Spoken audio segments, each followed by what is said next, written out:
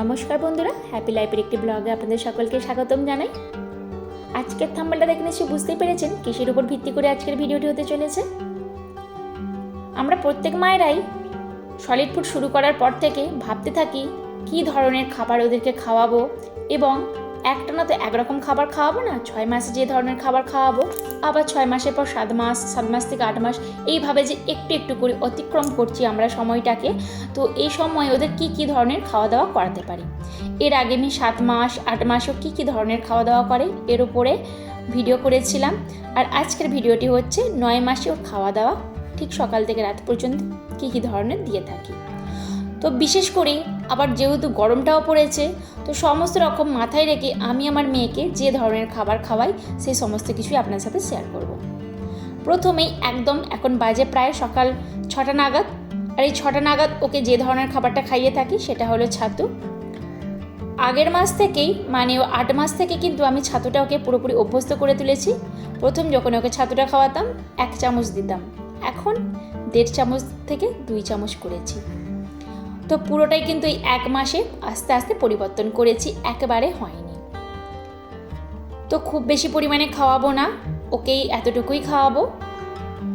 যেহেতু গরম পড়েছে, অতিরিক্ত পরিমাণে বেশি কিছু খাইয়ে দিলেই কিন্তু একটা ওদের শরীরটা খুব রকম খারাপও হবে, আর যেটা খাবে তার থেকে দ্বিগুণ কিন্তু তুলে দেবে। তো সেক্ষেত্রে এই যে ছাতুটা খাওয়ানো হয়ে গেছে, আর ছাতুটা খাওয়ানোর পরেই কিছুটা সময় নেওয়ার পর ওকে আমি এইভাবে জলটা খেতে দিয়ে দিই। দেখুন, ওর কিন্তু যতটুকু জলের প্রয়োজন ততটুকু কিন্তু ও এই বোতল ধরে ঠিকই খেয়ে নেয়। তো জল খাওয়ানোর জন্য ওকে কিন্তু আমায় কোনো রকম জোরাজুরি করতে হয় না। তবে খাওয়ানোর সাথে সাথেই ওকে যে জলটা দিয়ে দিই সেই রকম না, খাবার খাওয়ানোর পরেই আমি ওকে 1 চামচ কি 2 চামচ দিই, তার কিছুক্ষণ পর আবার ওকে এইভাবে বোতলটা ধরিয়ে দিই। এরপরে আসি 9টা থেকে 9:30টার সময় ওকে কী খাবারটা দিয়ে থাকি। 9টা থেকে 9:30টার সময় যে খাবারটা দিয়ে থাকি সেটা হলো ড্রাই রোস্ট করা চিঁড়ে।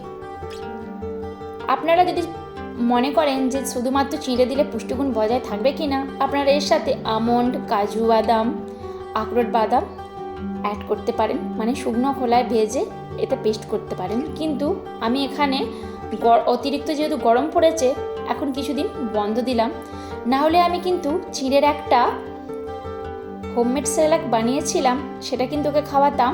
আর এই গরমের জন্য শুধুমাত্র চিঁড়েটাই ওকে 9টার টাইমে দিয়ে থাকি। তবে এই যে 1 চামচ দিলাম, দেখুন কিছুক্ষণের মধ্যেই কেমন গাঢ়ত্ব এসে গেছে। আর এই গাঢ় ভাবটা কিন্তু কমানোর জন্য এতে আমি জল অ্যাড করে দেবো। তবে কখনো কখনো এতে সামান্য পরিমাণে মিছরি আমি অ্যাড করে থাকি মিষ্টির জন্য, আর তা না হলে সামান্য পরিমাণে লবণ দিয়ে ওকে খাওয়াই। এরপরে আসি দুপুরের খাবার। সাধারণত বাড়িতে যে ধরনের সবজি থাকে ঠিক সেই ধরনের সবজি ওর খাবারে অ্যাড করে থাকি। আজকে যেমন দিচ্ছি ঢ্যাঁড়স, 1 টুকরো আলু, কয়েকটি গাজর, 4 ভাগের 1 ভাগ পটল এবং একটা বিম কড়াই। তো এই ধরনের সবজিগুলো যা বাড়িতে থাকে তাই তো দিই, এবং এছাড়াও নানান ধরনের শাক দিয়ে থাকি, যেমন কখনো কখনো কলমি শাক, কখনো সজনে শাক, নোটে শাক ইত্যাদি। এবার এই যে ভাতটা হয়ে গেল, এখানে প্রথমে 2টো ভালো করে সিটি দিয়ে তারপরে আস্তে করে দেব, তারপরে 3টে সিটি দিয়ে নামিয়ে নেব। আর এইভাবে গ্লাসের পেছন দিয়ে করলে খুব তাড়াতাড়ি কিন্তু এটা পেস্টটা হয়ে যায়, এবং চামচ দিয়ে করতে গেলে অনেকটা সময়ও লাগে। তো দেখুন, যেহেতু এখন গরম পড়েছে, খুব একটা গাঢ় ভাব করে খাওয়ালে কিন্তু খেতেই চায় না, সেক্ষেত্রে এইভাবে একদম পাতলা করে একটু খাওয়াই। পাতলা করে খাওয়ালে দেখি খেয়ে নেয়, কিন্তু একটু গাঢ় ভাব হয়ে গেলে ও আর একদমই খেতে চায় না। তো পেট ভরানোর জন্য আর কি আমি এই পাতলা রব করেই খাইয়ে থাকি, বিশেষ করে যেই থেকে গরমটা পড়েছে আর কি। এরপরে পৌনে 1 ঘন্টা থেকে 1 ঘন্টা পর ওকে আমি যে কোনো ফলের জুস করে দিই, কখনো আঙুরের, কখনো বেদানার, কখনো বা লেবু। আজকে যেমন ও আঙুরের জুসটাই খাচ্ছে, আর পাশ থেকে আমার বড় মেয়ে দেখুন কেমন একবার করে আঙুরটাকে শুধু দেখাতে চাইছে। তো যে কোনো ধরনের ফলের জুস ওকে খাওয়ালে মেন কথা এই আঙুর, তারপরে লেবু আর ডালিম, এই তিনটে কিন্তু ফলও ভালো রকমভাবে খায়। আদার্স যেমন তরমুজের বা আপেল এই ধরনের কিন্তু ফলও একদমই দেখি খেতে চায় না। তো আমার চেষ্টা থাকে যেহেতু এই তিনটে ফলও খেতে ভালোবাসে, এই তিনটে ফলই ওকে ভালো রকমভাবে খাওয়ানো। এরপরে আসি বিকালের দিকে ওকে যে খাবারটা দিয়ে থাকি। এখানে একটা আমন্ড ভিজিয়ে রেখেছি, যেহেতু গরম পড়ে গেছে সেক্ষেত্রে কিন্তু আমি কোনো রকম ড্রাই ফ্রুট যে আগে সেরেলাক বানিয়ে দিতাম এখন আর দিচ্ছি না। মাঝে মধ্যে ধরুন সপ্তাহে 2 দিন কি 3 দিন এইরকম একটা করে আমন্ড ভিজিয়ে রাখি মিনিমাম 4 থেকে 5 ঘন্টা আগে। আর খোসাটা ছাড়িয়ে নিয়ে এইভাবে ছাঁকুনিতে একটু পেস্ট করে নিলে কিন্তু পুরোপুরি মিহি হয়ে যায়। এরপরে আমি শুকনো খোলায় ড্রাই রোস্ট করে রেখেছিলাম ওটস। আর এই ওটসটার এই যে ও যতটুকু পরিমাণে খায় আর কি, যে স্পুনের ও মম কেয়ারটা খেয়ে থাকে ঠিক সেই স্পুনেরই আমি হাফ চামচ এখানে দিয়ে দিলাম। তবে হ্যাঁ, এখানে অনবরত একভাবে নাড়তে হবে, তা না হলে কিন্তু ডালা পাকিয়ে যায়। তো সেক্ষেত্রে এইভাবে একদম আমি নেড়ে যাচ্ছি। আর এখানে আরও একটা কথা বলার আছে, আপনাদের বেবিরা যদি গরুর দুধ খায় তো গরুর দুধ দিয়ে অবশ্যই ফোটাবেন। এরপরে এটা ফোটানো হয়ে গেলে পারে মিনিমাম এটা কিন্তু 5 মিনিট ফোটাতেই হবে। আর এই 5 মিনিট ফোটানো হয়ে গেলে এটা ফর্মুলা মিল্কের সাথে সার্ভ করতে পারে। তা না হলে এতে হালকা করে মিছরি বা আমি লবণ দিয়েও কিন্তু খাইয়ে থাকি। প্রতিদিনই একরকমভাবে খাইয়ে থাকি না, যেমন কোনোদিনও ফর্মুলা মিল্ক দিলাম, আবার কখনো হয়েছে আমন্ড দিলাম, তার সাথে একটু সামান্য পরিমাণে লবণ দিলাম, বা কখনো আমন্ড দিলাম তার সাথে কখনো মিছরি দিলাম। এইরকম নিত্য নতুন ফ্লেভার করে থাকি। একই খাবার যদি ঘুরিয়ে ফিরিয়ে একটু চেঞ্জ করে দেওয়া যায় তাহলে কিন্তু ওদেরও ভালো লাগে। আর এর সাথে কিন্তু আমি একটা সেরেলাক বানিয়েছিলাম, সেটা খাওয়াতাম, কিন্তু এখন যেহেতু গরম পড়েছে আমি কোনো রকম ড্রাই ফ্রুটস ওকে দিতে চাইছি না। গরমটা একটু কেটে গেলে আবার যেরকম সেরেলাক্স বানিয়েছিলাম এবং ওকে খাওয়াতাম ঠিক সেই রকমভাবে খাওয়ানোর চেষ্টা করব। কিন্তু এই গরমে এমনিতেই আমাদের থেকে বাচ্চাদের গরমটা একটু অতিরিক্ত পরিমাণে লেগে যায়।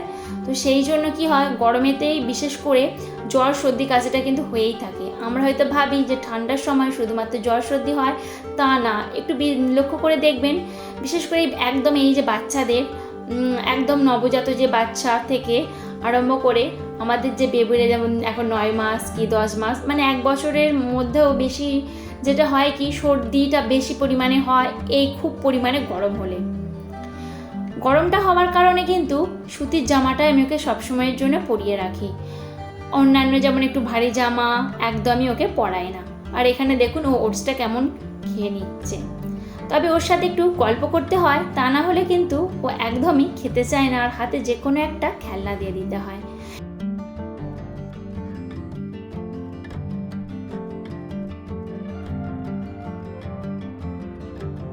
এবারে আসি রাতের খাবারে। তো রাতের খাবারে ওকে আমি দিয়ে থাকি মম কেয়ারটা। এখানে ঈষদুষ্ণ গরম জল নিয়ে নিয়েছি, এখানে নিয়ে নিলাম 2 চামচ পরিমাণ মম কেয়ার। এখানে হয়তো ওর বয়স অনুযায়ী অনেকেই 3 চামচ বা 4 চামচ খাওয়াতে পারেন, তবে ওকে বেশি পরিমাণে খাওয়াই না। মম কেয়ার বলুন বা যে কোনো ধরনের খাবার একটু কম পরিমাণে খাওয়াই আর একটু তরল করেই খাওয়াই, যেহেতু গরমটা আরও বেশি পরিমাণে পড়ে গেছে। একটু তরল মতন করে না খাওয়ালে কিন্তু একদমই খেতে চায় না। আর দেখুন ও খেতে খেতে কেমন নাচানাচি করছে। হাতে যে কোনো ধরনের একটা খেলনা দিয়ে দিতে হবে বললাম না। আর সব থেকে খাওয়ার সময় যদি ওকে এই ক্যাকটাসটা দিয়ে দিই তাহলে কিন্তু খাওয়ার সময় খুব একটাও জ্বালাতন করে না, খেয়ে নেয়। তবে হ্যাঁ, অবশ্যই ওকে কিন্তু পেটে খিদেটা থাকতে হবে। যদি ওর খিদে না থাকে তাহলে আমি ওকে খাইয়ে যাব, খাবে এমনটা কিন্তু কখনোই না। তো চেষ্টা করি অনেকটা সময় বিরতি দিয়েই ওকে আমি খাওয়াতে। আর তাছাড়া তো মাঝে মধ্যে ওকে বেস্ট ফিডিং করিয়ে থাকি এবং তার মাঝে মধ্যে জল। তো আজকের ভিডিওটি এই পর্যন্তই রইল। ভিডিওটি কেমন লাগলো অবশ্যই জানাতে ভুলবেন না। আর আপনাদের যদি কোনো রকম মূল্যবান তথ্য আমাকে দেওয়ার থাকে বা কোনো জিজ্ঞাসা থেকে থাকে অবশ্যই কমেন্ট বক্সে রেখে যাবেন, আমি চেষ্টা করব আপনাদের কমেন্টের উত্তর দেওয়ার। তো এতক্ষণ পর্যন্ত যারা আমার সাথেই রইলেন তাদেরকে জানাই অসংখ্য ধন্যবাদ। যদি ভালো লেগে থাকে তাহলে অবশ্যই একটা লাইক একটা কমেন্ট করবেন। নতুন বন্ধু হলে সাবস্ক্রাইব করে পাশে থাকার অনুরোধ রইল। আবারও দেখা হচ্ছে নতুন কোনো একটা ব্লগে। ততক্ষণের জন্য ভালো থাকুন, সুস্থ থাকুন, সবাইকে নিয়ে হাসি খুশি থাকুন। ধন্যবাদ।